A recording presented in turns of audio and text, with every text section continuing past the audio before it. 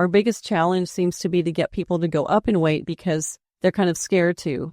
They're kind of comfortable where they are. And we want them to feel just a little bit uncomfortable the day after they exercise, like that first day you go out and do some gardening and you're like, oh, I woke up a muscle or two that I didn't remember I had. That's the kind of feeling that we want. We don't want them to have pain, but to just know, gosh, I did something yesterday that's a little different. The Stay Strong, Stay Healthy program offered by K-State Research and Extension is designed to improve health and quality of life. The hour-long sessions meet twice each week. Over the course of 8 weeks, participants learn exercises that improve strength and balance.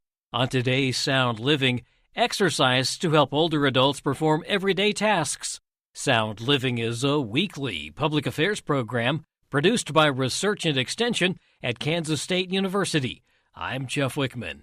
Extension Northwest Area Family and Consumer Sciences Specialist Ashley Svaty and Northeast Area Extension Family and Consumer Sciences Specialist Sharolyn Jackson provide an overview of Stay Strong, Stay Healthy and how it provides participants with the knowledge, confidence, and desire to continue the exercise program on their own or as part of a group after the course ends. Sharolyn, the Stay Strong, Stay Healthy program has been a part of extension programming for quite a while, and there is really a need for this, especially for older adults. There sure is, and exactly, Stay Strong, Stay Healthy was introduced in our state in 2015. And so since that time, we've been training agents and certifying them to teach the program in local offices across the state. So we have a really good set of certified trainers that are out there teaching this program. And yes, there is a real need for it. We start to lose muscle around the age of 30. That's something that most of us don't realize. But that rate of muscle loss then accelerates when you reach your 50s. And so by the time you're in your 60s and up,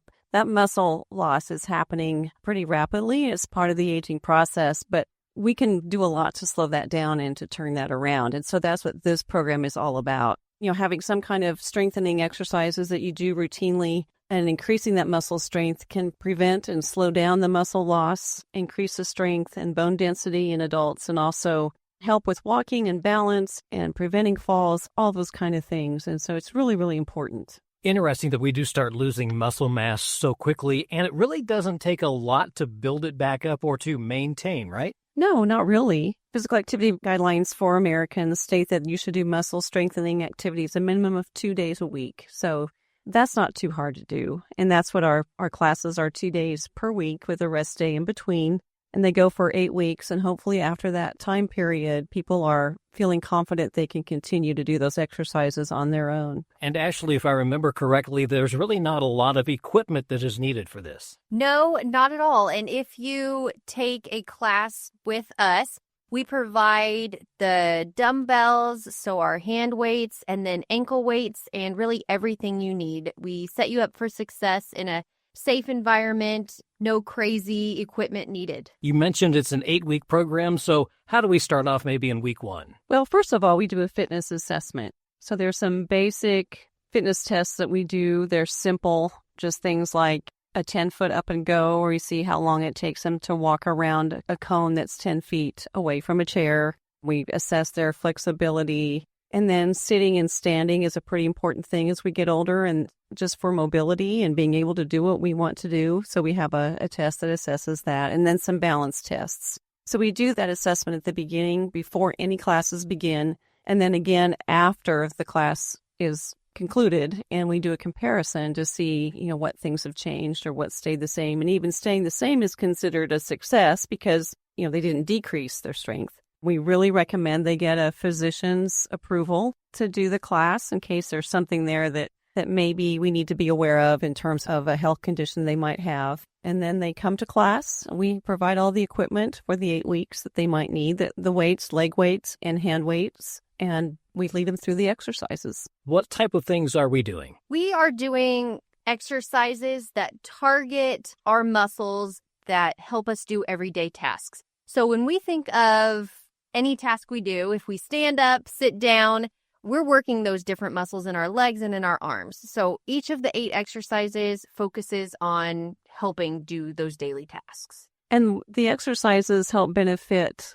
our older adults to be able to walk safely on an uneven sidewalk, or to get in and out of their car, to get up and down from the toilet, to reach things on a higher shelf, more importantly, to be able to go to ball games where their grandkids are playing or activities that they're involved in.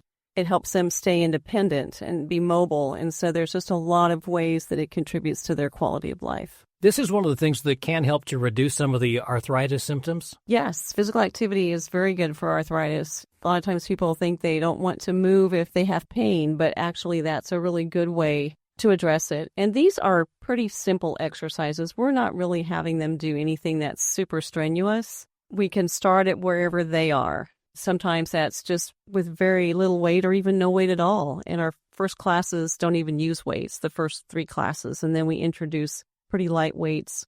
Our biggest challenge seems to be to get people to go up in weight because they're kind of scared to. They're kind of comfortable where they are. And we want them to feel just a little bit uncomfortable the day after they exercise, like that first day you go out and do some gardening and you're like, oh, I woke up a muscle or 2 that I didn't remember I had. That's the kind of feeling that we want. We don't want them to have pain, but to just know, gosh, I did something yesterday that's a little different. And then what actually happens is there's a little microscopic tear in the muscle from using the weights and putting the stress on the muscle. And then that heals and their body repairs it and it repairs it stronger. So that's really what we're doing. You mentioned a series of different weights. Do you go like the 1 pound, 3 pound, 5 pound? Is that kind of where we're at? We have anywhere from 1 pound to 15 pounds. We'll supply whatever weight the participant needs. And we have kind of a system to ensure that our participants are challenging themselves. We know that they're devoting 8 weeks to us, so we want them to get the most out of this program. And the instructors are all trained to kind of read the signs on participants to tell when they need to go up in weights and so that they can actually challenge themselves. So there's some nudging that goes on by instructors to ensure that participants are really getting the most out of this program that they can. Would I be correct in assuming that just like the Walk Kansas program that takes place over 8 weeks, by the time they're through with this 8 weeks, this has become more of a habit and they're really ready to carry on their own? That's our goal. And in many cases, the groups that are receiving the formal instruction from one of our extension agents, then they can continue to meet.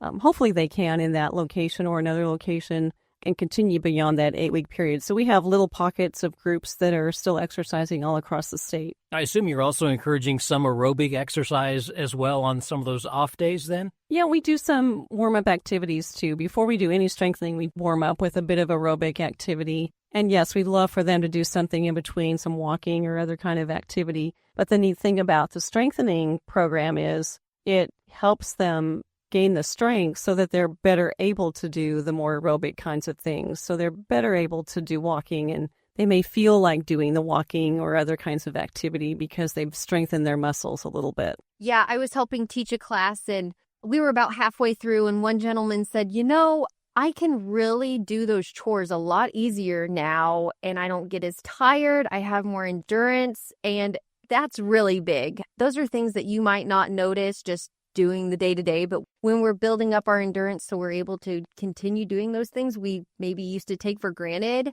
that's really big. You talked about the strengthening, but there's also the benefits of better sleep, better mood too. Exactly. That's what I love about offering programs that increase physical activity, because people are happy when they come to any kind of events. Their outlook, you can really tell they have a much more positive outlook on life. And they feel more confident. That's another aspect or another benefit from this program, is just increasing their confidence in themselves and their ability to be out and be active. And these exercises, whether you're, like you say, maybe just into your 50s or into your 80s, they all have the same impact. We can make them harder if they need to be. Yeah. We just trained 12 instructors. So now we have 52 instructors across Kansas. And then Sharolyn and I are both master trainers. And these instructors know how to make it more challenging, know how to make it easier. If somebody comes in and they're really unsure if Stay Strong, Stay Healthy is for them, if they've never exercised before, they are perfect for this type of program. We are really for anybody who is an active exerciser who's looking for a new challenge, or somebody who's never exercised before and who's a little hesitant. We are really for everybody. That's a really good point, because a lot of our classes take place in churches or in community centers or senior centers.